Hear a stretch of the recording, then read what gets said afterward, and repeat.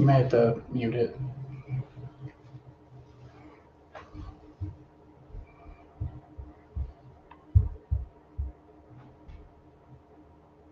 What's that on? Facebook. Did it pull up on Facebook? No. And YouTube's just waiting.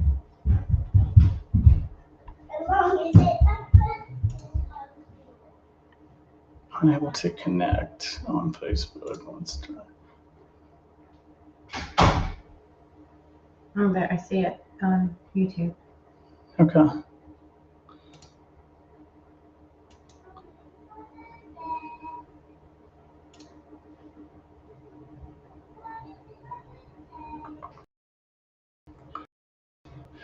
Let me check Facebook real quick. I don't know why it's not working.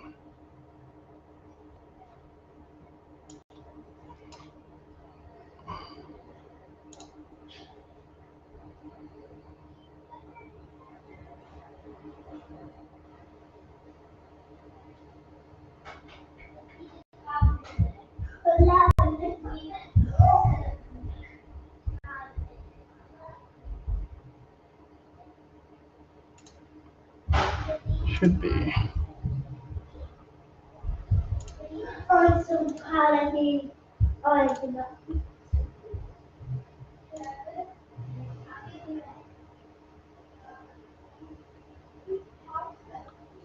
So,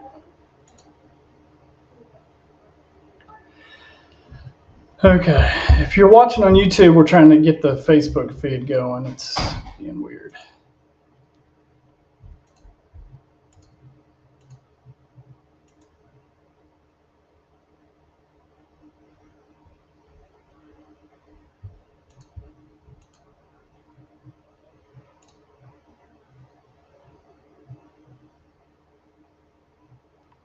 I don't know why.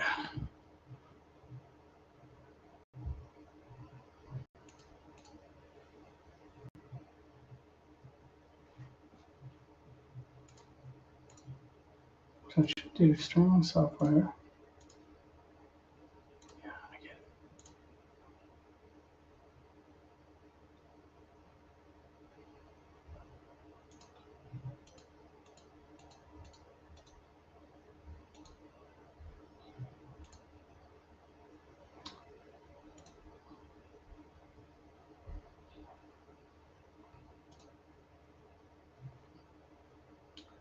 Hopefully. Is the Facebook one up yet? No. Streaming issues. Oh, okay.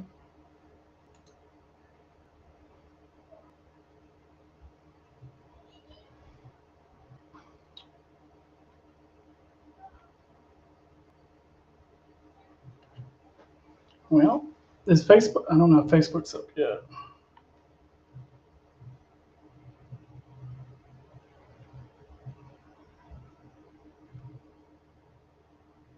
It should be live now. Yeah, I think so.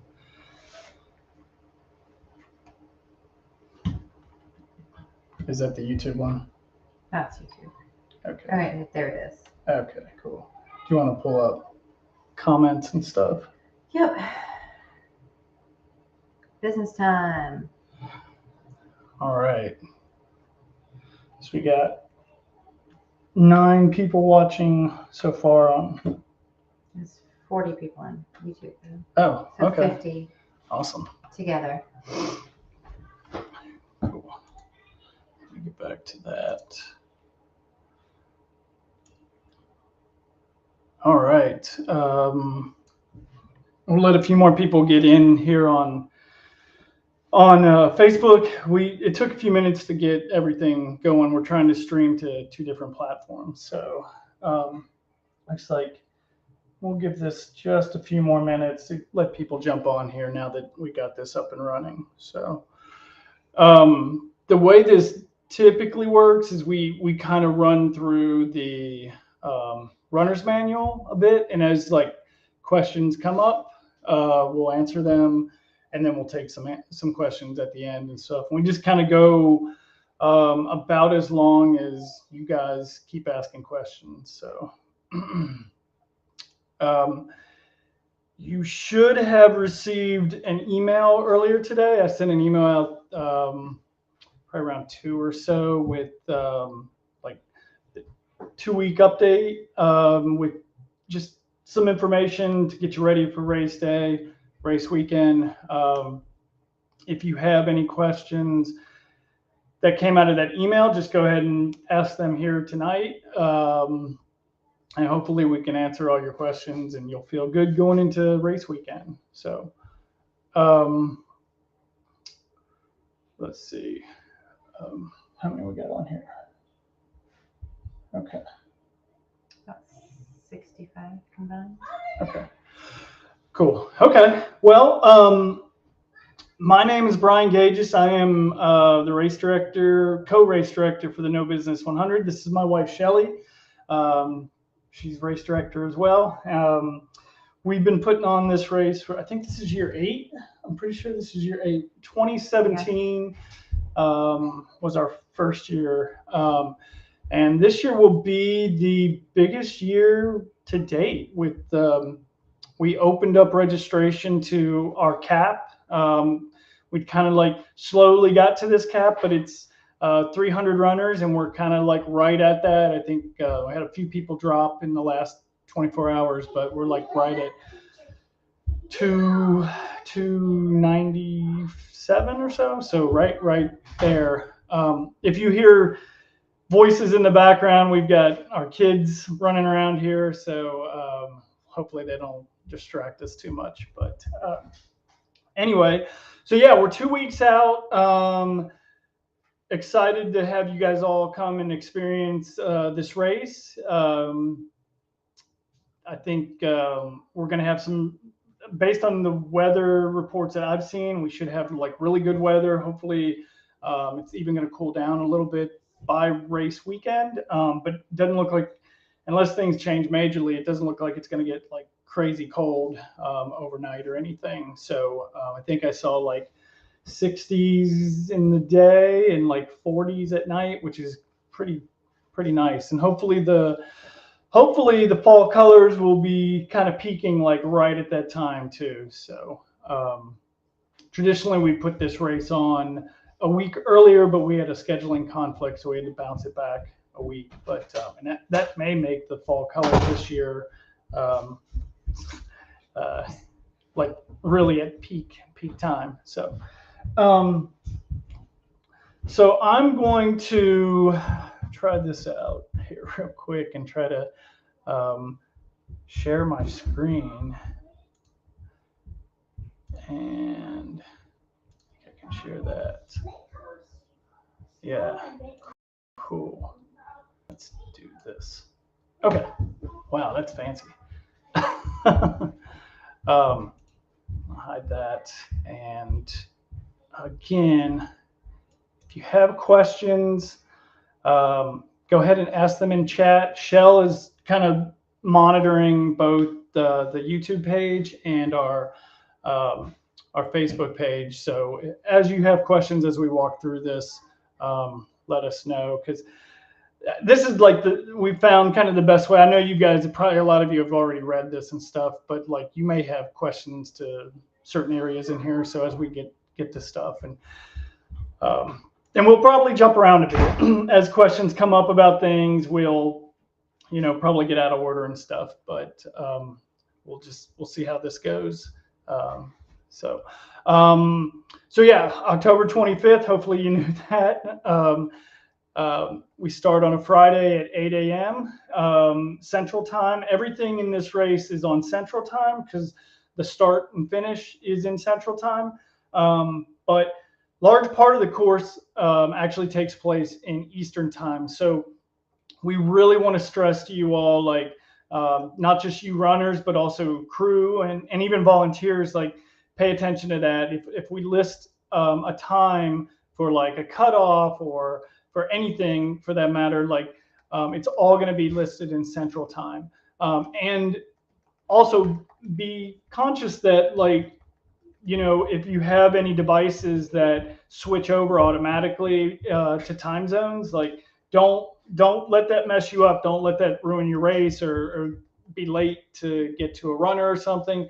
Make sure that you're aware of what time zone or of the time. So like, if you got like a digital or like a analog watch or something, or you just want to turn off the automatic time zone change in your phone or whatever, like, be sure to do that, because that can catch people by surprise. So we really try to emphasize that in the manual and when we talk about things in the briefing and stuff. So we'll be going in the counterclockwise direction. So leaving the group camp where we start and finish, you'll be headed first towards the state park, Pickett State Park, and then working your way kind of east towards Bandy Creek Campground, and then from there you'll start making your way north up into Kentucky to the Blue Heron area, and really just past Blue Heron is where you start to make your turn back south and head back into Kentucky and eventually back into the finish at Blue Heron. So let's see here. We'll get through the table of contents. That's just kind of the welcome stuff. So we're stoked. Really, like I said, this race has been going on for this will be year 8.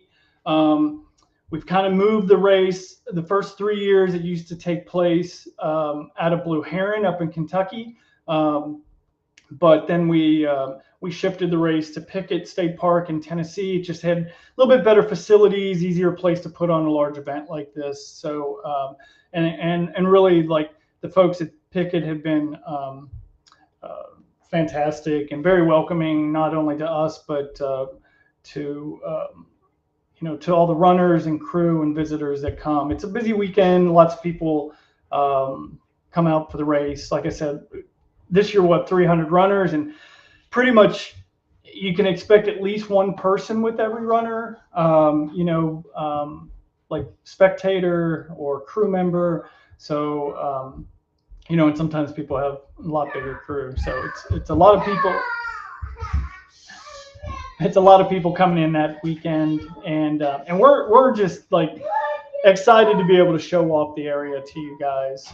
I think one of the big things that we've heard year after year is like people who come out and do this race that didn't know about the area, like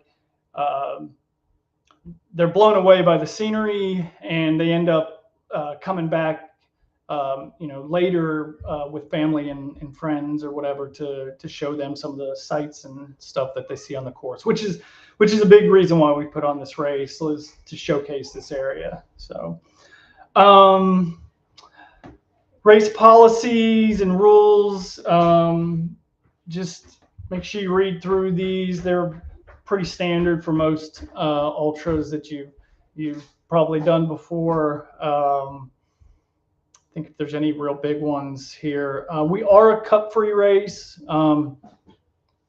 Mostly what we mean by that is, for like your water, your electrolyte drink, bring your own hydration containers, bring your own flask, bring your own bladders and stuff. We're not expecting you to like try to drink soup out of your hands or even your water bottles. We'll have some cups for those type things, like the broth and stuff, but like for your for your water and your hydration mix, and if you have like one of the collapsible pouches for like soda or something, that would be fantastic as well. Try to see real quickly as I run down these. We do ask that you check in at every aid station. Make sure that the volunteers that are checking you in get your number and out. Let's see. Yes, you got to stay on the trails. I'll just kind of, as I'm thinking about that, course marking stuff should be all in the runner's manual. We'll go over that the night before the race, and I'll actually have it out prior to the race morning to show you like what it looks like in person. But I try to mark the course about every 2/10 to every quarter of a mile. So, unless there's been some like tampering with the course, which can happen if you've done these races, it can happen. But if you've gone, several miles and you've not seen any marking, there's a good chance that you've gotten off course. I do put up confidence markers. So like, just because an area is, you don't know where to go, there's nowhere to go besides like, down a ravine or up a mountain and there's no trail there. Like I'll put confident markers in there. So if you've gone a long ways without seeing anything, it's a pretty good chance that you've gotten off course. And while I'm thinking about that, one of the things that I put in the email today was I definitely recommend having the course map on your phone. So whether that be using the RunJoy app, which we're going to talk about a bit, or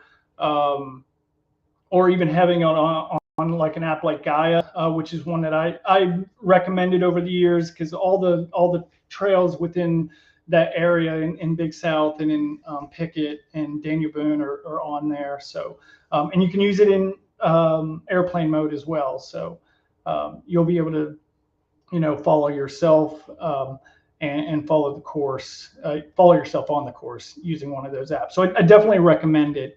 Just in case something, we have an issue. Like every year, it seems to be a spot that maybe gets tampered with or something. So maybe not every year, but we did have a little bit of it happen last year. And it got people off course for about a mile or so. But just something I definitely recommend.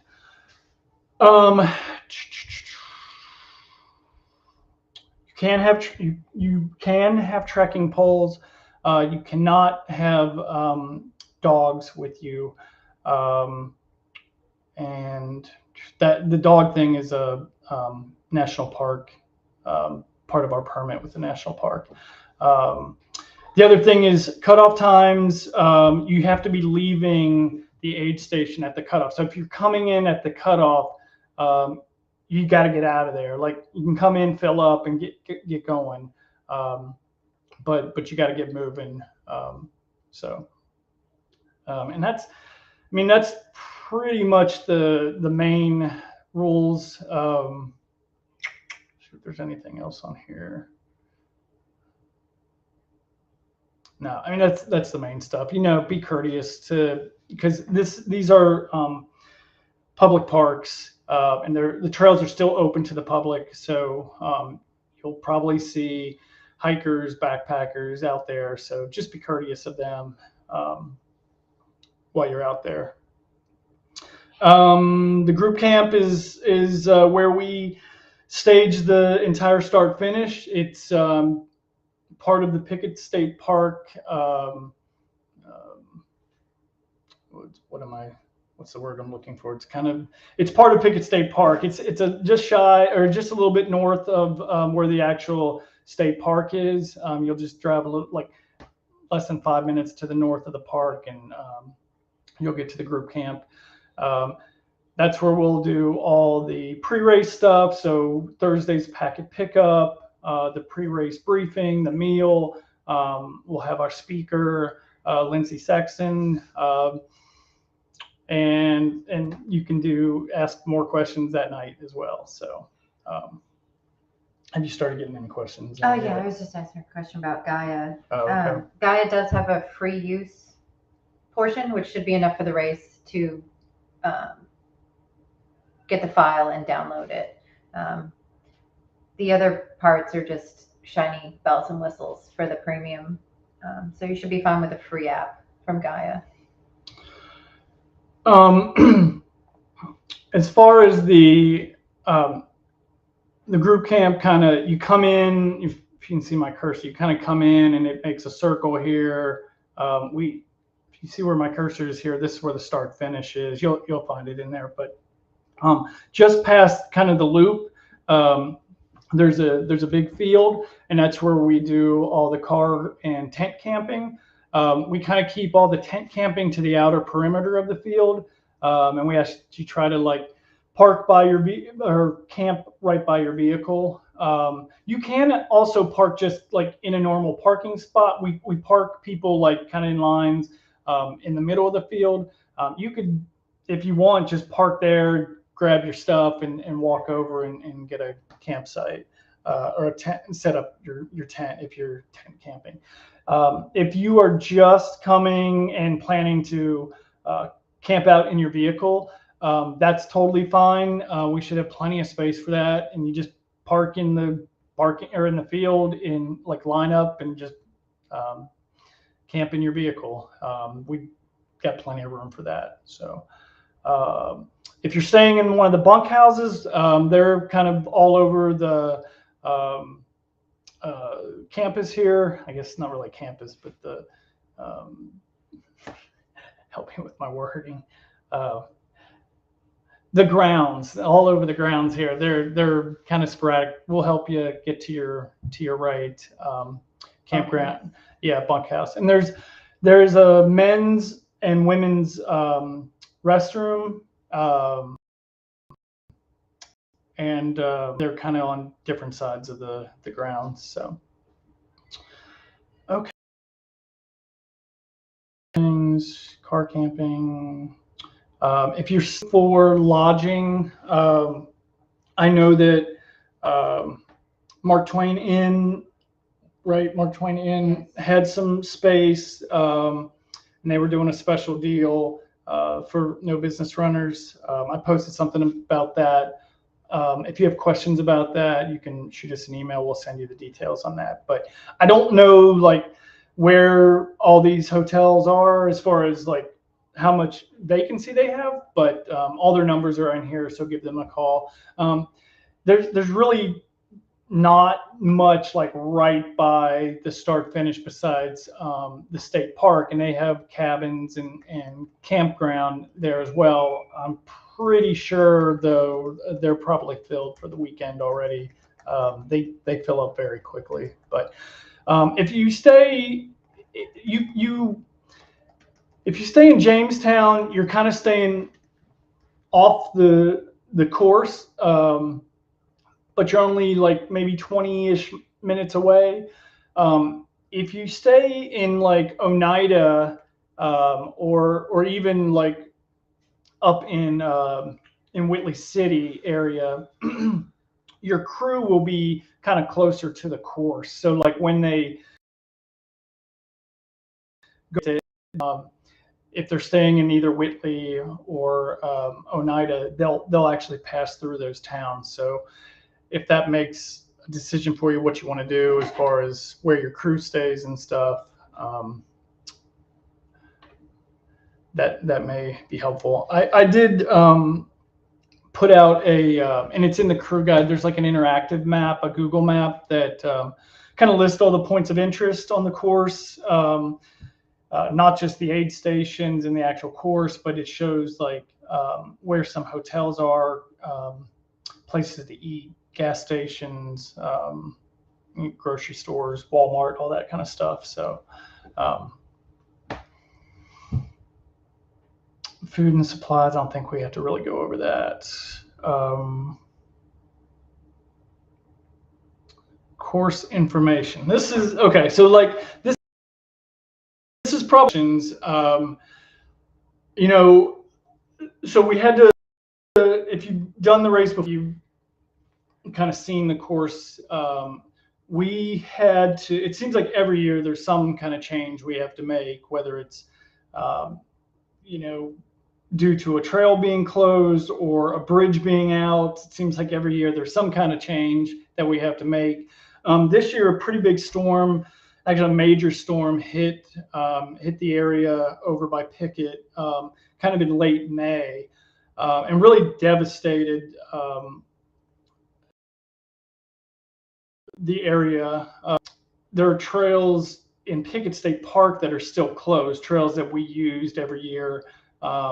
that we're just unable to use this year. So as a result, we're having to reroute the beginning of the course. So there's there'll be a small bit of overlap that we didn't have before, and it's probably, I guess, maybe 1.5 to 2 miles at the beginning, and then when you finish, you'll finish on that little bit as well. So overall, the course distance probably only increased by about just over 1 mile, really.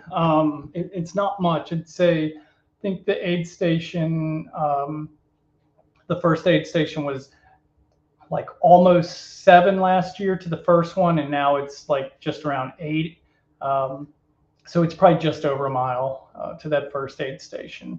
It is a bit more technical. The start before was kind of started on gravel, but now you'll be on more trail.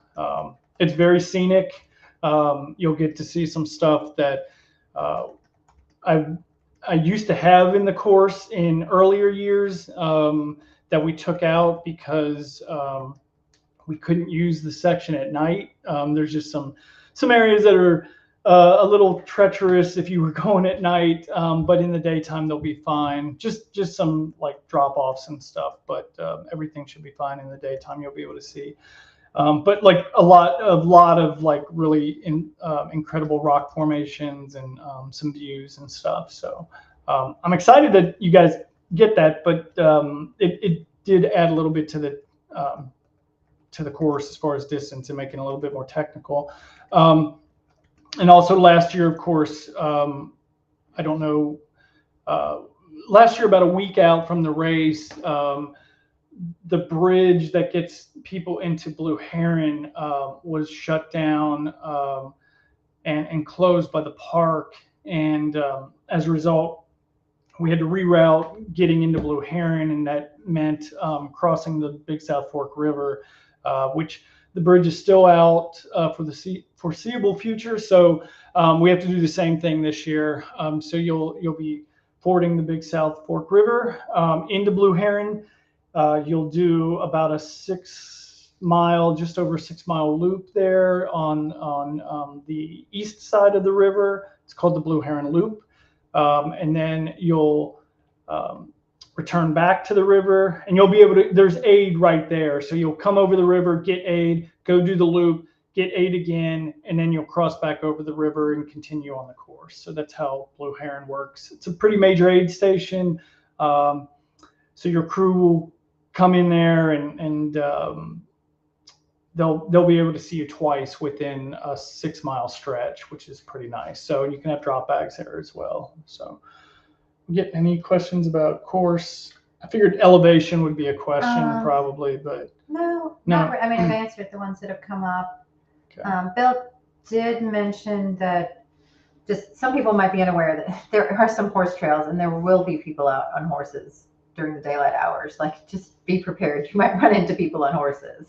Yeah, they're definitely. We tried to minimize the amount of horse trails that we use. So, but there will be a few spots that definitely there could be some horses on. It seems like everybody kind of questions the elevation of the course, and I do too, because like you put it into one of thousands or hundreds of GPS devices, the GPX, and you're going to get like different numbers. I've seen it as high as close to like 18, and I've seen it as low as 11. But I think the majority of stuff I see is kind of in the 14 to 15,000 feet of climbing range. So that's where we kind of go with, somewhere in there. Which direction on Blue Heron Loop? Counterclockwise in Blue Heron Loop. Yep. So you'll come. That question was, which direction are we doing the Blue Heron Loop? You'll do it counterclockwise, just like the rest of the course. You'll do it counterclockwise. So you'll come in and get aid, and then you won't, if you're familiar with the area, you won't start running to towards the Tipple Bridge and up towards the crack in the rocks. You'll go the other way along the river before you start to climb. So I should mention the trails. There are like footbridges. There's stairs. There's ladders. Some of them are steep, so you want to be careful on all that kind of stuff. Anything wooden out there, you want to be extremely careful on. Some of it is in need of repair, and hopefully bringing more people to the area, we can bring some awareness to that, and we can start working on some projects like that out at the parks to get some improvement done. But yeah, just anything like it should be, unless we get some rain between now and then, which there may be a chance of some, but things have been quite drier besides when the hurricane passed through. What was that, about 2 weeks ago, I think? And we didn't get hit. This area didn't get hit as hard, obviously. We were spared, but there was quite a bit of rain and wind and stuff. We've been getting a lot of help. That's the one thing I'll say this year, probably more than any year in the past. I mean, we've had help from the land management agencies every year, but this year they've like stepped it up, and it's been incredible. Like we've had so much help getting these trails ready. They should be good to go, unless there's going to be things that fall between now and then, but the trails are in really great shape. So while we're talking about it, I just want to say thank you to the folks, the trail crews of the Big South Fork and Daniel Boone and Pickett State Park and the State Forest. They've gotten out there, and they've been responsive. We've communicated where we've seen issues out there, down trees, overgrown areas. They've communicated back with us, and they've gone out and got it. So it's been awesome. So thank you to all those organizations. So we've had 2-3 people ask about how many river crossings? Or I said between 2, because we know there's at least 2. I said between 1 and 100. It depends on the weather as to exactly how many, because some of them should be fairly dry right now. But there's lots of water on the course. Yeah, I mean, it's a river gorge area, so there's a lot of branches, like little creeks that run down into the, from the gorge down into the river and stuff. But it has, like I said, it's been drier, so like there's going to be spots probably that you'll be able to rock hop this year. There'll be water in. I don't think they'll be all completely dry or anything like that. It hadn't been that dry. We did get quite a bit of rain when the hurricane came through. I think there'll be definitely spots that traditionally are a little bit wetter that you'll be able to get past. But as far as how many, I mean, there's just spots kind of all through the course. So, my recommendation would be, anytime you have a drop bag, I'd have a change of shoes or socks. The area that's probably the driest when you leave Bandy Creek there at about mile 25-ish, you'll have a pretty long stretch of dry trail. And before that, you'll have crossed Laurel Creek, and I don't know, I have not been down to that yet, but it's one of those, like, when it's lower, there are some spots you can definitely get across. But if it's wet, you're obviously going to have to go through. I would say Bandy Creek is a great spot to change shoes. The trick with The trick with Blue Heron is obviously you'll come across the river and you can change shoes there and go do the 6 miles, but then you got to cross back and then you won't see aid again for a while. So, and you won't see aid with the drop back for quite some time. So, what you might want to do is, I don't know, like somebody asked me about this and I was kind of thinking what I might do. And if like I probably would be fine slapping on like salty britches or something on my feet, and just, going. But if you are someone that like if you don't like running in wet shoes, like kind of tough luck, because this race does, like, you're gonna experience that. But yeah, like I guess you could either carry your shoes across. That could be, depending on how the rocks are and stuff. That might be challenging. You could buy like a cheap pair of like Walmart like water shoes or something, like super cheap, lightweight, that you just throw on. As you get back into Blue Heron after doing the loop, throw those on, cross the river, and then switch and throw those in your packer, and then like dump them in your next drop bag or something like that. Definitely don't dump them on the trail, because we don't want to have to go pick all that stuff up. But it's a strategy that you could consider if you're really worried about having wet feet. I think last year, I mean, you definitely had to go through it, but I think at the deepest it was like mid-calf. Maybe mid-calf. Yeah, it was not very deep last year. And I don't, unless we get like a big rain, like right before, I don't see it being any different this year. So kind of keeping on the Blue Heron, you take a lower trail or the horse trail upper section to start? Yeah, at Blue Heron, we'll be on the horse trail at the start. So you'll kind of climb out of there. The lower trail is in need of some improvement. So we're keeping you guys up high on the horse trail. So that should answer that question. And I'll scroll down through here. Course map is available. Kind of talked about all that. I mentioned the time zone changes. Just again, time is all your times listed are going to be in Central Time. Make sure that you set your devices turn off the auto update. Yeah, turn off the auto update, or have like an old watch, something like that. Yeah, get an old Timex or something that doesn't change if you're worried about it. But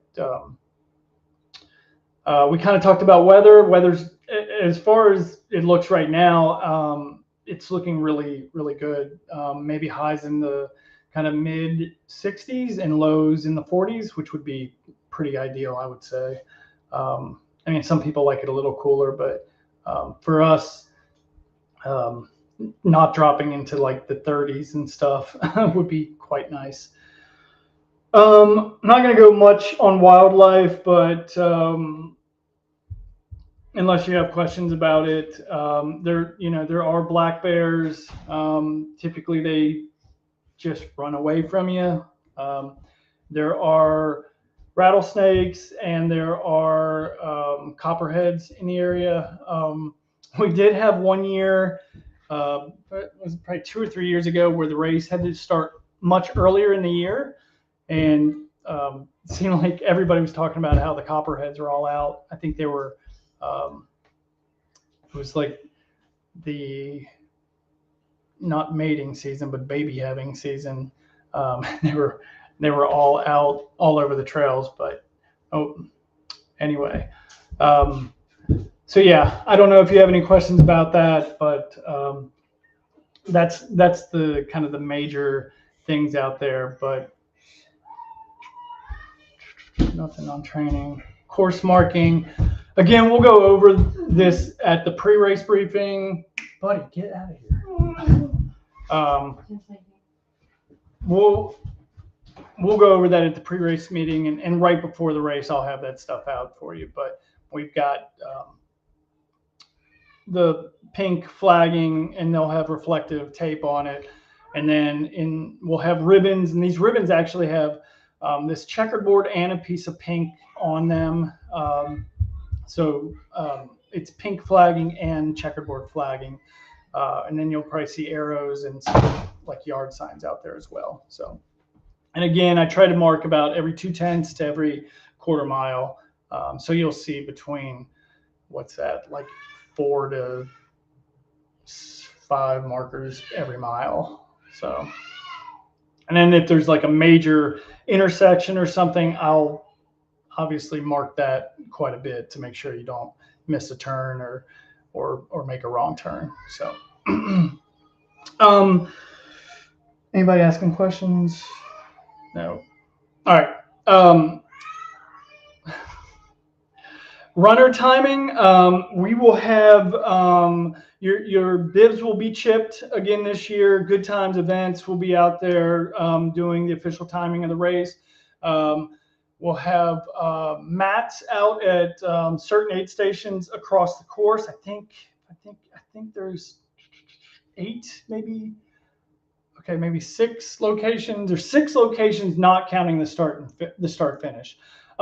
What's cool this year is if you're using the RaceJoy app that Run Sign Up has, you can track your runner even if your runner decides they don't want to take advantage of RaceJoy themselves. So if they decide not to use the app and like try to come up with a plan for saving their battery life and everything, even if they don't run with their phone, just them having their bib on and the chip on the bib, as they pass the timing match, they'll be sending those times to RaceJoy. So if you can go in, download the app, and you can follow your runner, and then as they pass that, so the 6 times that they pass those match, you'll get an update with those times. Now, if you can get a more interactive experience if they do carry their phone. Send them cheers. You can follow them on the course as long as they're in cell coverage. That's kind of hit or miss throughout the course, especially when they're down in the lower gorge areas. But as they pop out, there's typically spots that they'll have service. Obviously, if they're doing it that way, you need to come up with a like kind of battery strategy for your phone so your battery doesn't die. But you could also, if you're just wanting to take advantage of the map, you can use RaceJoy in airplane mode and still get the map and have it follow you on the course. But some of the interactive stuff where people can see you, like where you are, won't be there unless you come back out of airplane mode, and then it'll update. So if you have any questions about that, I'm not going to be the best one to answer those. Run Sign Up and RaceJoy have some like Q&A stuff on their website. And you can probably even touch base with Good Times, and they can help you with some of those questions. But I think, like, at the very least, the fact that you can have this, you don't have to go to like a browser like website anymore. You can use the RaceJoy app on your phone if you've got cell coverage, obviously. And most of these aid stations where we allow crew either have Wi-Fi or some kind of cell service. So you'll be able to see when your runner hits a spot where we have. Can they track more than one runner? Yeah, you can track more than one runner in RaceJoy. And that, I know we had a few people ask me over the past week or two about finding the race in RaceJoy. It is live now, so you just download the app. You can search for No Business 100. You should be able to find it, and then you can start looking for runners either by name or bib. Bib numbers have been assigned.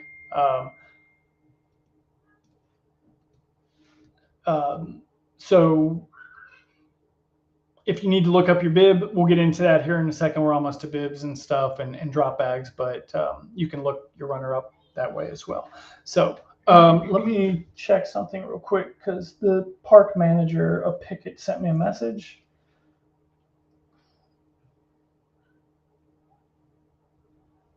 Yeah. So obviously, like I mentioned, there's bears in the area. So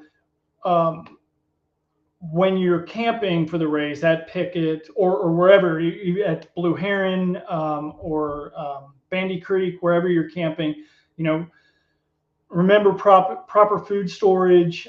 Think about don't leave your stuff unattended. Don't leave like coolers just sitting around and stuff because they could attract the bears, and we don't want that. So just be thinking of that. And then obviously the big thing is like the leave no trace principles, right? Like leave it as you found it, or better. Yeah. And then someone had mentioned a little further up, since we're back on wildlife, about the bees. There are ground nesting yellow jackets that it's been warm enough that they may not be super active, but you could step on a nest. So if you're allergic, or even if you're not, it's not a bad idea to carry Benadryl, but if you are, definitely carry your EpiPen. Make sure your crew has an extra. It'd be a great thing to invest in an extra one, just in case, because it's very common to see them out near the trails, on the trails, and especially at night. Like you don't necessarily have a bigger clue that they're there. When we did our training run in September, I know folks got hit with yellow jackets. So definitely a good thing to be aware of. As Shell said, like that's something you could experience out there. Hopefully not, but just be aware of it. So so that goes through all the kind of timing stuff. We don't have GPS tracking, like live GPS tracking. We tried that 2 years early on, and it just was not, it just did not work out. Unfortunately, like on the East Coast with the tree canopy, those spot GPS devices that we use just did not do a really good job. And they actually made more like stress and panic for crew and for us, like trying to find people. Even like batteries on those things would die, and we were trying to find people, and it looked like they stopped and like passed out on the trail hours ago when really just their battery died, or it looked like they were way off course and they really weren't. It just was not very efficient. And it may be something we look into in the future, but hopefully this as the technology gets better, this RaceJoy will be something that we can continue to use, and hopefully it will even improve. They are making strides every year with it. I think this is going to be the best year that they've had with it. So we're hoping more and more people use it. Another really great feature of it is it has SOS alerts. So if you do run into some trouble, you can send an SOS, and we can actually communicate through the app. So if you've got the app you're running, you run into some kind of issue, you can send out an SOS. We can set up. We're still working on that, but we're gonna set up a few like contacts so you can contact us with some if you run into any issues. In fact, we're even gonna send our sweepers out with to use the app in case they run into any issues while they're out there as well. So one other thing that I should mention, I'm just thinking about this. I'm pretty certain that a couple, I think the newer iPhones work to make emergency calls even if you don't have service. Somebody may know that better. I know I read an article about that, like satellite or something, and pick up. You can make an emergency call. So if you have a newer iPhone, like 16 or what are they on now? 16, they're on like 14 and 15 maybe. Yeah. Anyway. Someone did ask about the Great Meadow check-in procedure. Okay. Yeah. And I did put that in the email today. And I don't know if Tiffany, she's one of the volunteers. She's going to be working Great Meadow. I can't tell. It doesn't tell me. She's here. She's not on Facebook, and I can't see who's on. Okay. YouTube. So what we kind of what we have done, what we did last year was they actually set up. It was different though because it was like the second aid station. So I think they put a volunteer on the other side of the creek to check runners in as they pass by. Not going to probably have that. Although they may, depending on how many folks they have, they may swap that out. So I'll talk with them. We're not making it mandatory that you cross the creek there. I think the water will be down enough that you might be able to rock hop, but I'm not certain of that. So I don't want to promise anything, but we're just not going to make it mandatory. We would like you to be able to check in, whether that means hollering across the creek. I think as daylight comes, volunteers probably will send somebody over there to help out with checking runners in if you don't want to cross over. There is a restroom on the other side, so if you need to use the restroom, you can come across. I'm sure the volunteers would like to have you come over and interact with you. They're going to have yummy food. Yeah. And the folks that are doing Great Meadow did Sawmill last year, and they had an awesome setup. So they'll have a fantastic setup. So best looking mashed potatoes I have ever seen. Like they just. You might want to think about crossing at that one, even though it's not mandatory. It'll be worth it. So yeah, it's not mandatory.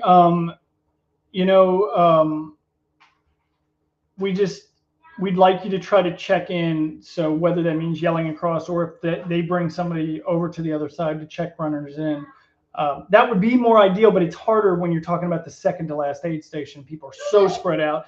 You'll have the first couple runners, coming in at, like maybe 1 or 2 in the morning versus the majority of the runners that are coming in, kind of later in the day on Saturday. So I'll actually talk with those volunteers and see what they want to do as far as putting somebody on the other side, but we'll make it all work out. Make sure you check in for sure at the aid station before at Peters, and then at the final aid station there at Blevins Cemetery. That way we don't lose track of you. So hopefully that answers that question. Yeah. Mandatory gear. We don't have like a deep list of mandatory gear. I think obviously, the things you want to have, hydration, bladders or flask and stuff, enough to carry plenty of water. There are a few fairly long stretches where we can't get aid in. So like you're looking at, I think longest stretch is around 9-ish miles. So, it's a fairly long section to go through. So, be thinking about that as far as what you want to carry, whether it's a bladder or a flask. I probably would myself carry maybe some sort of filter. You may not need it. You may not want to deal with it. And I've got one of those. I forget the name of it. That's like the flask with straw. No, it's more. It's like a flask, and it's got the filter built into it. They sell them at REI and stuff. You've seen them. Probably all of you have one.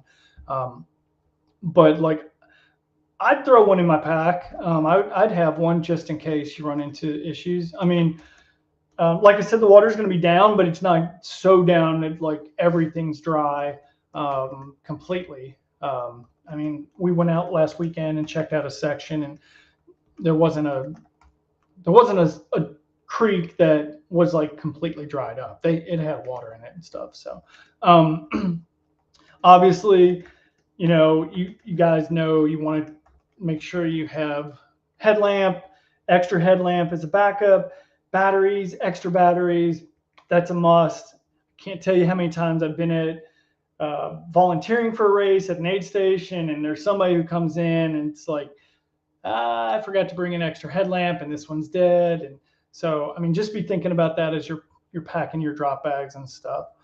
And be thinking about too, like a lot of you know this, but for some of you newbies, like, even though you may have crew that's going to be following you around, remember, like, something could happen to your crew on the way out to that aid station. They could get a flat tire. They could oversleep, get lost. Yeah. So don't completely rely on your crew. Make sure you take advantage of the drop bags and pack, the necessities in that drop bag, thinking, well, what happens if my crew can't make it to this aid station? They get caught up or something happens. Don't rely on your crew to have everything you need. Don't rely on them to have all your extra batteries and your headlamps and stuff. Like, make sure you have that stuff, have a backup for sure. The one main thing that we do ask everybody carry is like an emergency blanket, one of those space blankets or a bivvy or something, just in case. It may not even be you that needs it. You may run into another runner that's in need of it. Even though we ask everybody to take one, I'm sure somebody will forget, but just make sure that's the one thing we ask that everybody throws in their pack. They're not that heavy. You can pick up like a 50 pack on Amazon for nothing almost. And they have them at your supply stores, your REIs and stuff. So make sure you have one of those. We'll have some at aid stations. We always pack some at aid stations, but with this many people, we can't send 300. We're not going to have 300 at every aid station. So make sure that you have one in your packs. So, okay.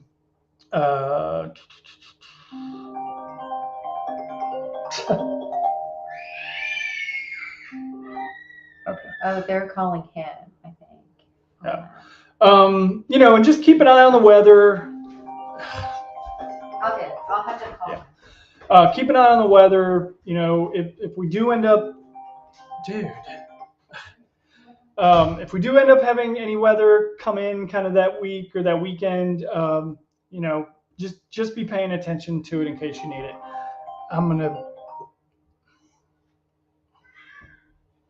Okay. I think I've gone over that. I'll stress again, if you are allergic to like the yellow jackets or anything like that, it's a good chance they're not all going to be dead by race day. And we have seen them out there over the years. So I would make sure you bring an EpiPen if that's something that concerns you. Bring some Benadryl or antihistamine, something with you as well. Bibs are assigned. You can find them on the No Business Run sign up page. You can look up your bib. We do prefer and ask that you wear your bib on the front because it's easier for volunteers to locate it. We got the smaller bibs. They're not the bigger, the bigger ones. And we prefer and we'd ask that you try to wear them on the front so it's easier for volunteers, or just help the volunteers, when you're coming in, get your bib number. Make sure they get your bib number and they check you in. It's really important. Also very important to, I don't know if we talk about it. We probably do talk about it down in aid station and stuff, but I'll reiterate this now and it may come up again. If you drop, if you're going to drop out of the race, don't just leave the course. Make sure that you tell, if you're dropping at an aid station, make sure you tell the volunteers there. Make sure, don't just hey, I'm out of here, I'm dropping, I'm bib 52. Really make sure that they sometimes they're super busy. They're checking in a lot of runners. They're helping a runner maybe. Just confirm that they are making sure that you're, or confirm that they have checked that you've dropped out if you're dropping. And I'll reiterate that again. Drop bags.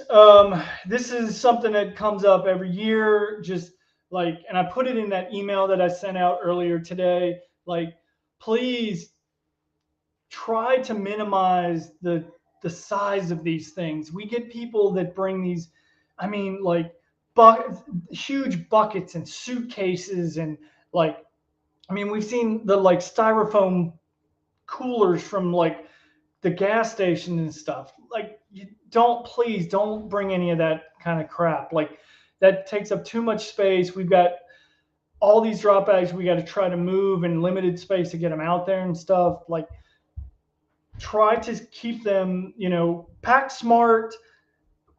There's plenty of, we have good aid stations. We have really good aid stations. We have lots of food. Like, they're well stocked. I mean, we know like some people need their certain things, and that's fine. But like, really, don't go overboard with the size of these drop bags, because they get hard to move, and we're asking our volunteers to move them. So I'm not paying attention to anybody in the comments, but okay. If you see anything about drop I'll catch bags, up. yeah. Make sure that you label your drop bags with your name and your bib number, and most importantly, probably is the location. So we try to separate all the drop bags. We'll have different spots at packet pickup where you'll drop your drop bags, and we try to separate those. Make sure that you have them labeled with your name, your bib number, and the drop bag location, because we'll grab those, and we don't want to accidentally grab your bandy bag and send it to Blue Heron or something like that. That can definitely happen. So we try to do a good job of keeping those pretty separated, but it helps when they're all labeled well. So move this over slightly. So that's drop bags. Go ahead and don't use black garbage bags for drop bags. Don't, like, they will, I wouldn't even really use a garbage bag, period. Anything that could look like trash, don't, because I think one year somebody thought drop bags were trash and they threw it in the dumpster, and we had to go through the dump and we found drop bags in there. Don't put your drop bags in black garbage bags or garbage bags. All the details about drop bags are kind of in here. I'm not going to go over all these, but again, make sure you label them and don't go overboard with the size of them. As aid stations finish up, they'll start to move. As they close, they'll start to move all the drop bags back to the start finish area. So, like the blue or the Peters Mountain drop bags are the last drop bags. Those won't get back to the finish until later. We will be at the race in the morning on Sunday after the race. So like, if you forget your drop bag or you don't come back in the evening when some of those later drop bags come in, you can come back Sunday. We'll be there most of the day on Sunday with drop bags and stuff. But if you get there early in the morning, we'll certainly be there. We'll be cleaning up and stuff. So I think that's all on drop bags. Schedule of events. Can go through this. Thursday's packet pickup. We'll have a pre-race meal, pre-race briefing. Around 7, we'll have our keynote speaker, Lindsay Sexton, will be talking right around that same time, around 7-ish. We'll have kind of a safety talk with our medical doctor, Derek Strunk, who will be his main aid station will be the Blue Heron aid station, but he'll probably move around earlier in the race. Probably have him set up maybe around Bandy to start until kind of most people have come through, so he can get over to Blue Heron. But there's other medical folks out on the course. We have nurses and stuff, and but Derek will have a pre-race kind of briefing on medical kind of stuff Thursday night. We'll have, obviously our meal that night as well too. So, and then post race, We'll do awards. We'll bring up podium awards. We like to do that at. I know some. If you have to go and you win, you're in the podium. We understand, but we like to kind of do all the podium stuff at the end, and we also like to bring up all the double buckle winners as well. So we'll be doing that. Race start again 8 a.m. Central on Friday. I think that's race will finish at 6 p.m. Central Time. Not on October 15th, on October 26th. That did not change. Oh, it didn't change. Well, I'll have to change it. So I found an error.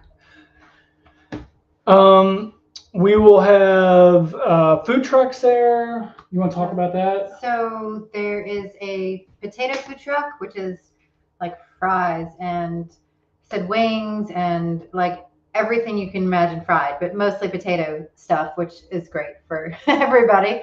And then we're having Big Bad Taco Truck, I believe. So a little variety this year. And we're really looking forward to these new food trucks, and hopefully we can make them sell out and come back year after year. But looking forward to some good French fries. So yeah, and really like that's one thing that's kind of made this race really special year after year is like we've really had folks stick around all the way through and had good crowds at the finish line cheering people on, and it's really got this like this great community feel that's been kind of awesome, like year after year. Like I think you'll see some like people breaking down in tears. It happens every year. There's real emotional moments and stuff, and we hope that you'll stick around. Hopefully the weather will be really nice and you just stick around, hang out all weekend with us. So if you play music, bring your guitar. We'll have probably a little fire pit set up and probably chill into the evening. So many people stay after. It's a nice environment to kind of relish your finish or celebrate your runner and just be together. So we go through here. I think that's the kids. No, yeah. Aid stations. Okay. You can find in the guide all your aid stations. Cutoff times are listed here. Let's talk real quick before I go back to food or food. Yeah. No, I want to talk a little bit about parking at aid stations because it's really important. Like some of these aid stations, parking is not the greatest, and it just is what it is. Like we want to give we know you guys need to see a crew periodically throughout the race. Some races have great crew access, others have very little. We're kind of a little bit in between where we have some spot, and it depends on the year too. Which sides are better to have crew. But that being said, most importantly is just for crew, just make sure you're not blocking the road. Get all four tires off the road. It's important for a lot of reasons, especially for emergency vehicles if they need to get down the road, but also for local traffic or and race staff if we need to get up to an aid station to resupply with food or water or whatever. It's just really important that you get off the road. And sometimes that means you might have to walk a little bit further to the aid station. You might have to park a little bit further away, and you might have to walk. You'll have plenty of time. You'll have plenty of time to get. So that's the one thing that I really need to stress. Like, please don't block the road. Like it's something that has come up from the land management agencies before. 1 year we had an issue where people didn't get off the road enough, and a school bus had an issue, and it was a big deal. Like, I mean, we stress it every year, we talk about it, but we need it to get through to everybody that, like, this is an important thing for safety purposes. You got to park off the road. Can't be blocking the road in any way. The other thing is, Park Service does not like us having anybody park in grass at Bandy Creek. And while you're Bandy, can you talk about that change a little bit too? Yeah. And I'll. Yeah. So if you've done the race before, the other thing I should mention is the aid station for Bandy Creek has moved. We used to be set up at the right by the pool. There's a pavilion right next to the swimming pool area. And that was like right next to the campground. They asked that we move a little bit further down the road on the other side. It's called the F Loop. You'll be able to find it in the guide and stuff. It's actually kind of nice because there's a restroom right there. So before, the restroom was kind of up the hill into the campground, and it's kind of hard to direct people to get to it. But now the restroom will be kind of like right there, easy for you to get to when you pop out there. We'll be setting up the actual aid station pretty close to the trail, so you won't have to like come in and like run across the parking lot and try to find the aid station and run back and get access to the trail. We've been given permission to pretty much set up in a grassy area, like right by the trail, which will make it nice and convenient.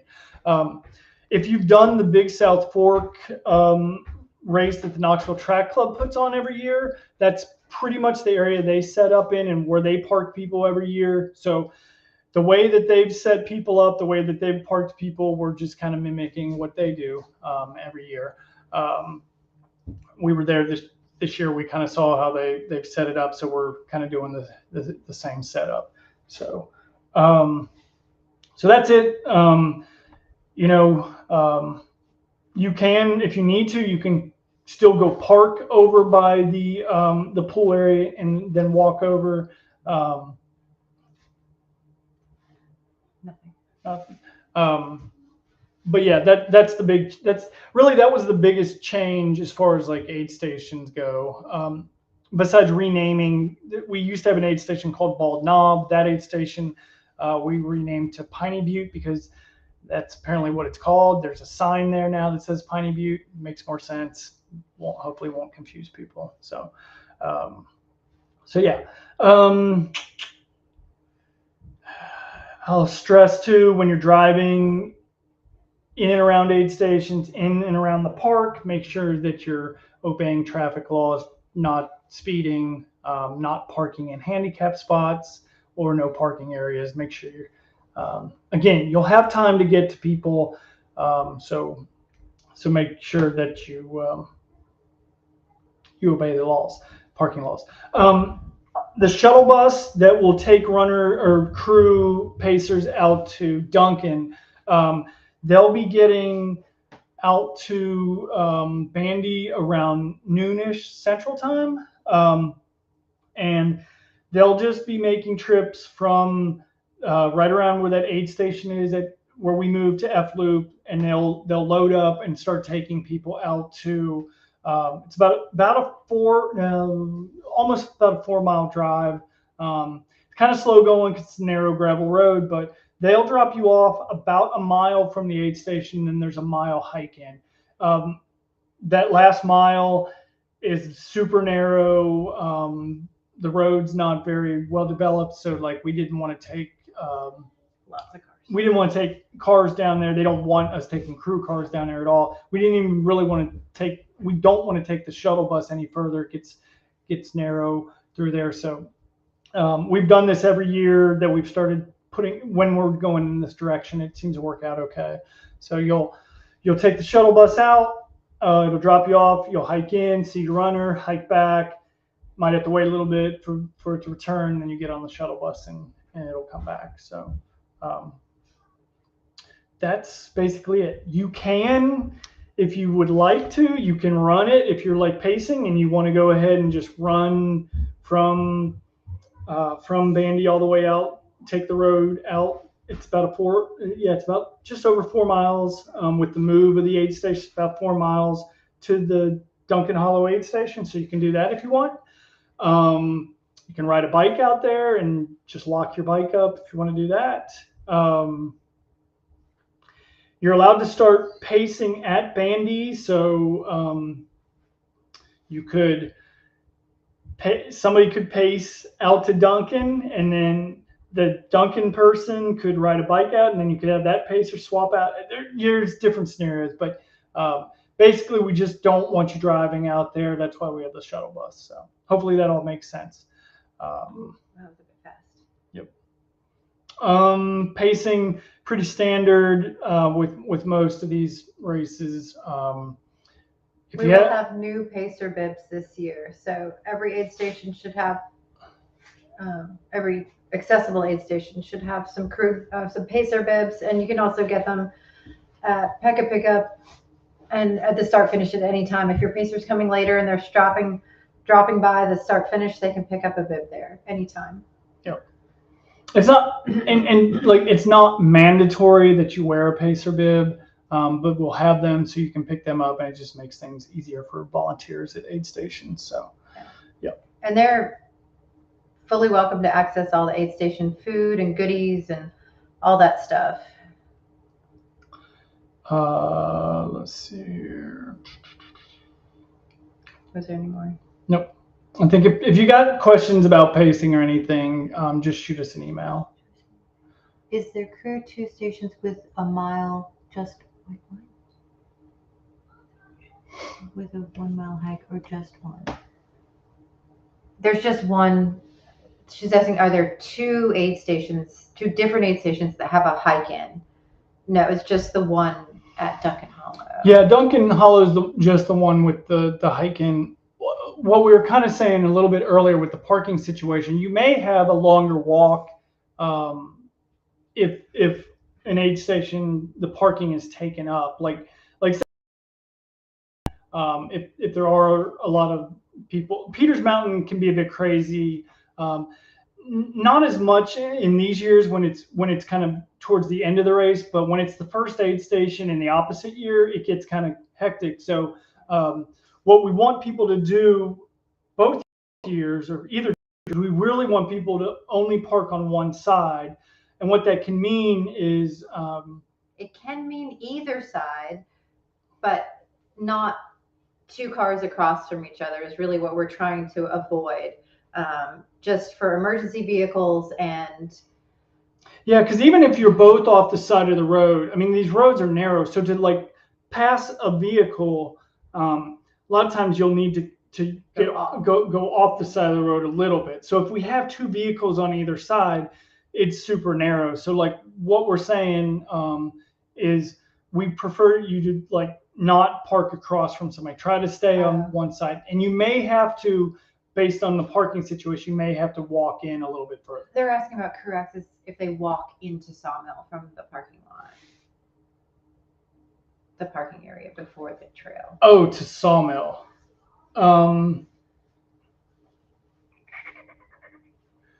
Yeah, I don't think we've made Sawmill crew accessible this year. I said it's not. Yeah. And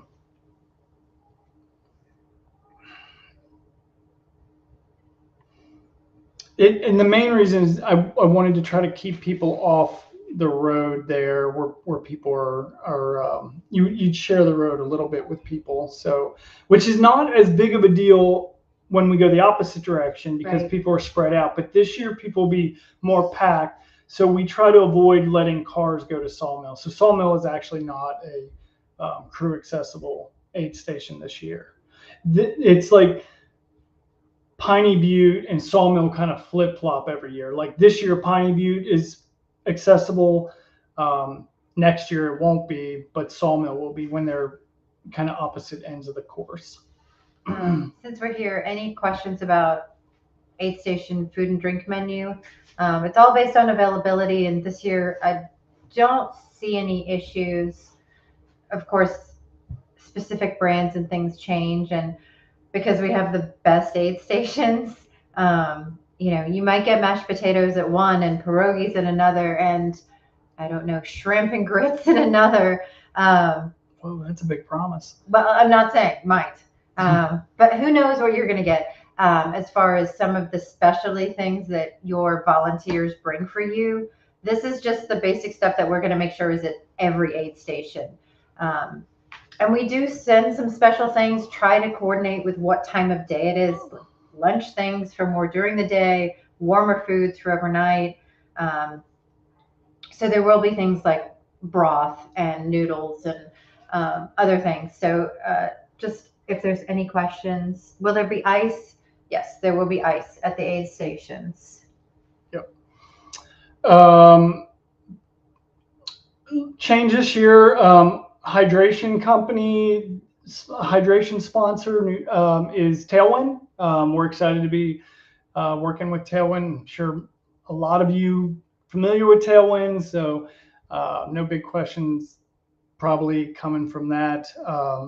We have 2 flavors that will kind of like spread out throughout the course, the mandarin and the dull watermelon. Yeah, watermelon. Yeah, there's a tongue twister. So those were like the 2 that they really had available this year. I don't think either of them have caffeine. That was one thing that I was kind of like, I was going to leave it up to you guys for caffeine with the like hydration mix. Like caffeine is one of those things, and Dr. Derek will talk about that at the pre-race, but people can get a little bit messed up with the caffeine. So I tried to stay away from the caffeine in the hydration mix and let you guys, like if you want to get Coke, you can get Coke. We'll have Coke and stuff there. Coke and coffee. And yeah, they'll have that there, but I didn't want it to be in the hydration mix. Kind of a no choice with your electrolyte. Yeah, so anyway, that was kind of the mindset there. Aid station list, the cutoff times are all in there. Quickly, let me just talk a little bit about the soft cutoffs. I put that in the email I sent out today. What those are really for is we have a few aid stations that are really remote and like kind of hard to extract runners if they drop from those spots. So they have soft cutoffs so that if you kind of pull in there late, but you're doing okay, you just, maybe you ran into a little bit of issues, you got a little bit behind or something, but you're rebounding or whatever. We're giving you a little bit of extra time to get through those aid stations. It is up to now if you're way behind and the sweepers come in and they tell the aid station captain, nah, you're like not looking good, we're gonna pull you. But if you're a little bit late because of some gear issue or you just had a down spell, but you're looking good and you feel fine, those couple of aid stations there, we'll send you on because we want to get you to an aid station where it's easier to extract you. So, and I think really there's just the 3 aid stations. It's Grand Gap, Laurel, and Ledbetter. So also Great Meadow and Blevins. Great Meadow and Blevins. Okay, yeah, that makes sense.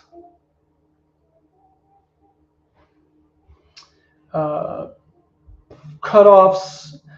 I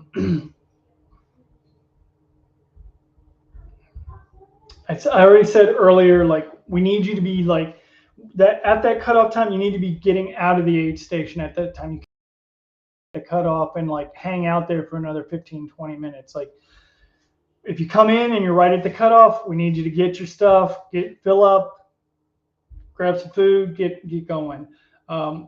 On all those other aid stations, besides like the soft cutoffs and the ones that don't, there's a couple early on that don't have cutoffs, but like all the other ones, if there's a cutoff time, like they're a hard cutoff, and we don't want you in there arguing with volunteers about it. So I think that's really all I have for that. DNFs, I'll say this again. If you need to drop, you have to drop either because of a cutoff or you're just done, you want to drop. Like, most important thing, make sure your aid station that you're dropping at, you relay that you're dropping, give them your bib number. You don't have to turn in your bib. You can if you want, but I know some people like to take those with them. You can keep it. We stress somebody, and it's not just anybody. You can't just walk up to the first person you see and say, I'm dropping, because we had that happen one year. The runner was 100%. They told someone at the aid station they were dropping, but no volunteer that we talked to had any record of it. So you need to make sure if you're dropping, especially if you're leaving with crew, that you get someone to write it down. Yeah, make sure you see them write it down. It's, I think that's what happened one year where we had somebody like say they were dropping, they swear they told the volunteer, and they probably did, but the volunteer was like just covered up helping. Or not in charge of tracking the check-in, check-out process. So they probably either forgot, didn't tell that person, and it's hours later and we're looking for someone because we don't know that they've left the area. So it's really important that you guys communicate with us, and if it's all possible, find that person with a clipboard. There's going to be someone at every aid station writing numbers down in and out. It's super important because we want you guys to be safe, because there are areas after you leave these aid stations that are really, really remote. In the crew guide, it lists a few non-crewed aid stations that runners can be extracted from. And it's just because like those are, you can drive to them, but they may not have good parking situations or, some other issue. It's why we don't allow crew there. But there are a few that you could get to, that we just don't want a ton of crew car there. But if you're trying to extract a runner, and those are listed in the crew guide, like if let's say you're waiting on a runner at the finish and your runner drops at like Great Meadow or something, and they're just like, I'm not going any further. I'm done. I can't move. We can help get you guys to these, and all those, every aid station, the coordinates are in the crew guide. So you should be able to get to those if you need to extract a runner. And again, just make sure that they relay that they're dropping. So that's just pretty standard stuff. If we have to stop for some kind of weather issue or something, all the contact information. Yep. So back, I think the only real question that we didn't quite get to was breakfast race morning, but I want to kind of even go before that. So we are serving a pre-race meal, same as last year. Unfortunately, Travis, the park manager, who was boss out there shredding barbecue pork for you guys, isn't able to do that this year. So it's going to be the full like Italian spread. It's going to be pasta. We'll have vegetarian sauce. We'll have meat sauce. We'll have the chicken, the Alfredo salad, some sauteed vegetables. Bread, right? Did you say that? Yeah, we'll do the garlic bread, have drinks. We'll look at doing maybe dessert or something, rice or quinoa for gluten sensitive people. I'm not sure, but we might have another carb option for some of those people. Breakfast the next morning, we've done kind of a breakfast burrito buffet line. So there'll be egg, sausage, another veggie medley, cheese, tortillas, and maybe a couple packages of like the Sam's Danishes or something, if that's not up your alley. I can't remember. I think we did hash browns as well. So some extra carbs there for you guys, and coffee if we can keep up with you. I don't know. We will brew it as fast as we can. Yeah, so the night before dinner and morning of breakfast for everybody. And if there's any questions about specifics on that, just shoot me a message. But it's pretty much the same as last year if you were with us then. Yeah. In here we've got some emergency contacts, like land management contacts, run organizer contacts. So if you need to get in touch with any of us. Last two things I want to go over. Volunteers. One is we need more volunteers. Like there's a few aid stations that are definitely kind of needing some help. I know Peters Mountain could afford to have a few more volunteers there. I know that Spring Branch could use a few more. Trying to think where else. I think Blevins, the very last aid station. I don't know how they're doing at Great Meadows, but there are definitely a few aid stations. And I'll put something out probably tomorrow with listing those specific aid stations. The other spot we need help with is Thursday at Packet Pickup. We don't have many people signed up to help out at Packet Pickup. So if you're going to be there early and you can somebody that can help out, that's willing to, or just spread the word, like just share it. That more than anything, if you just share it on your socials, tell them we need volunteers. The other big thing that I could use a lot of help with is course marking the week before.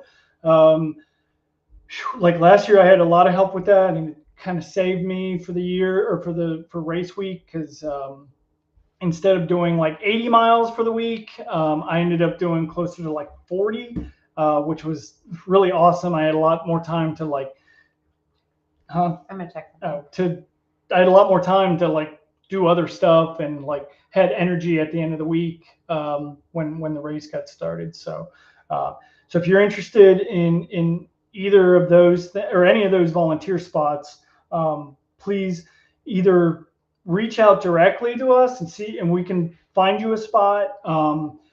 If you are one of these people that decided you can't run this year, you're deferring, and you are able to volunteer for a decent amount of time, that's something there's an incentive there for you. If you come out and volunteer, you can gain back 100% of your deferment, and we need you. So, and the other thing I want to say about volunteers is that's really what makes this race so amazing year after year. We've really had just incredible volunteers and volunteers that have come back year after year. The folks that are doing well, the folks that are at Bandy Creek are the Hoka reps and the Hoka crew, and they've been doing this ever since they've started sponsoring the race. So they're not just giving us some free shoes to give out for top finishers. They're actually out there helping out. They're actually out here all week helping out. They'll be at the race helping us with setup and stuff, but then they work the Bandy Creek aid station, which is really awesome. The folks that are doing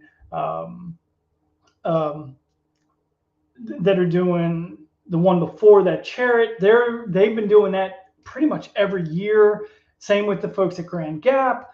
If you're familiar with the East Coast folks here out of Knoxville that put on events, they're doing the Duncan Hollow aid station for us. Everybody knows about the Laurel Hill crew. They've been doing that aid. They're run by Ken Pasternak. He's been running that aid station for probably 7. I don't remember if he was there at the first year. He may have been, but his crew have been doing that aid station every year. Everybody knows about the chicken noodle soup that they do and the chocolate chip cookies. Some people just sign up for this race for the cookies. And Derek, the medical director, Derek and his crew will be at Blue Heron, and they're phenomenal. Every year they just come up with special stuff for you guys, killing it.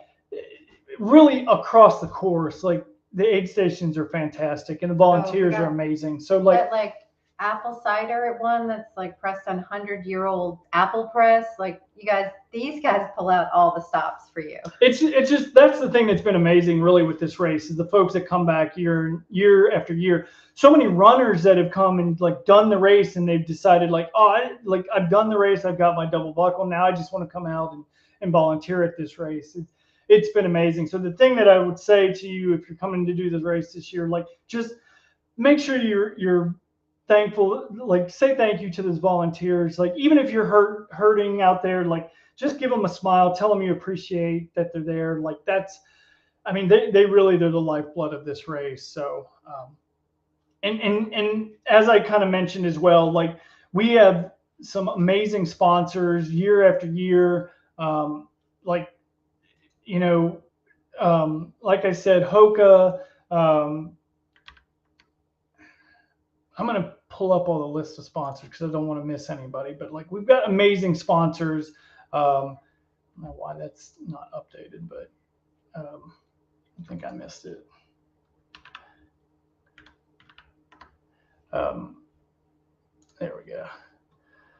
So Hoka, Cumberland Transit, Puma, The Long Run, Tri-State Running Company, huge this year, Running Souls out of Elizabethtown, Kentucky, which is really awesome. I want to mention something they're doing this year. Like they are donating a awesome Garmin Fenix watch, like a new one that we're going to raffle off this year. And all those proceeds, originally we were going to do all the proceeds to go to the search and rescue, or the EMS folks.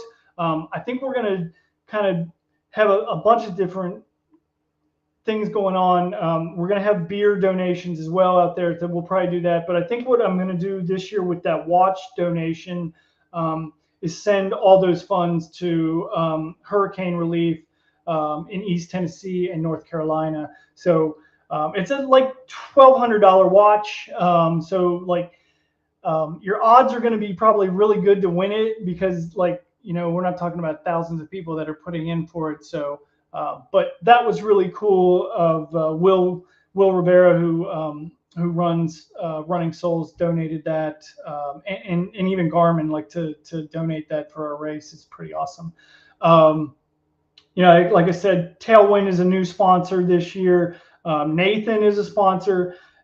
Salty Britches, I put out a post about them yesterday.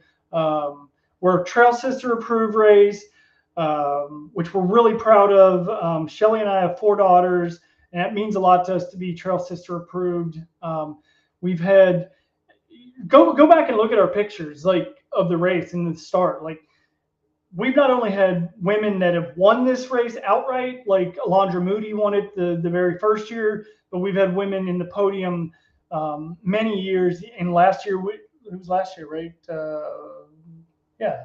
Last year we had top 3 finisher was a woman. But look at the pictures, like women are representing on that starting line as well. So, and it means a lot to us that we're a Trail Sister approved race.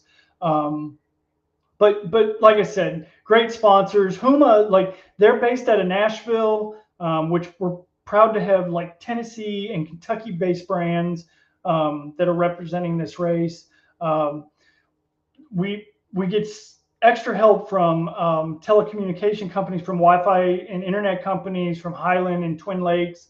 So, you know, we're just stoked to have all these great sponsors, especially Cumberland Transit and Hoka. Like they're pretty much our presenting sponsors year after year. They come out and support us, and they give, and they believe in us. So like we're stoked to continue to have the support from those guys. So just when you see them at the race, make sure you thank them, because they're not just there supporting the race, they're also there supporting you. Like what they do to help us helps us give you the race experience and lets us do things at the race. So shout out to all our sponsors.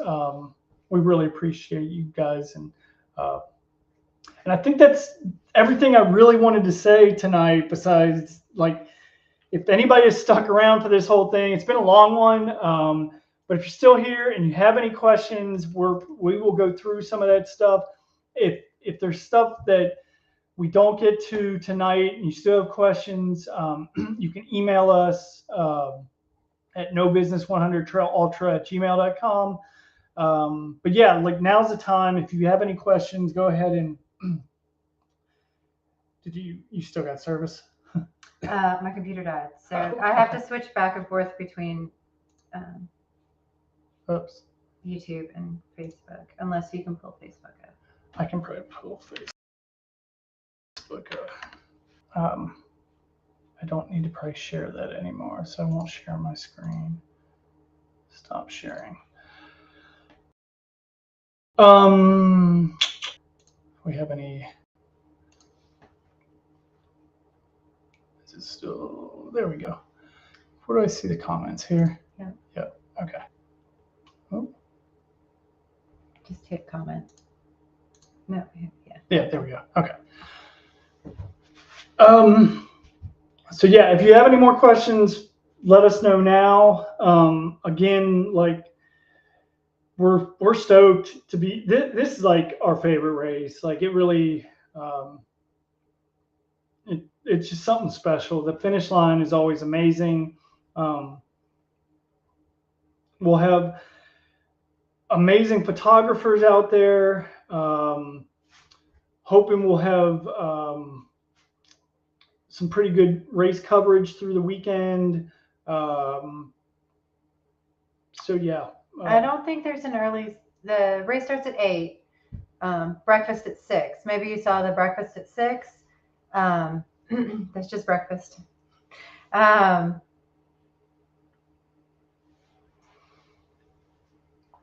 But you're welcome to jog around before you cross the starting line. I can't stress enough, like the reason we started putting on this race because we really love this area. And I'll say it probably tonight, and I'll say it at packet pickup, and I say it all the time, but like I found this place almost 20 years ago, just because I was into paddling and fell in love with the area. And I just like some of the stuff you'll see out here. If it was in the Smokies, would bring people. There'd be people lined up for miles to go see it. It's really like a hidden gem, and I know we're kind of like exposing it by bringing all you folks there, but it's good for the park. It's good to bring people. It's good for people to see this, and it's great for these communities. Like there's some of the most impoverished areas in the country, and for us to bring, several hundred people to the area to fill up these hotels and shop at the grocery stores and the gas stations, it's a big deal for these local economies. So like that's a big part of it too. But also the big thing is for us to hear you guys come year after year. I'll have people that like come and tell me like, hey, I did this race and saw like these amazing landmarks out on the course, and I wanted to come back and bring my family, and I'm going to bring them back, and we're going to come stay at the campground. We're going to stay at Bandy. We're going to stay at Pickett or whatever. Like that means a lot to us and to these communities. So it's why we do it, and we're stoked that you've signed up to come do this race, and excited to see you in 2 weeks. I hope you're not too nervous about it. It's going to be fun. We're going to have a good time. So any last minute questions, go ahead and drop them in the chat now. We'll probably jump off here in like just a minute or two, but if you got questions, ask them now. If not, if we don't get to something, go ahead and email us, and we'll get back to you. I don't know if there'll be another email that goes out before now and then. We're kind of focused on finishing up the last bit of trail stuff. Like I'll start trail marking next week, towards the end of the next week, and then all the following week leading up. So yeah, I'm already losing my voice. Yep. Anything else? I already answered that. All right. Good night, everybody. yeah, thank you all, and we will see you in 2 weeks. Take care. Happy trails. Good night. I don't know how to stop it. End stream. Oh.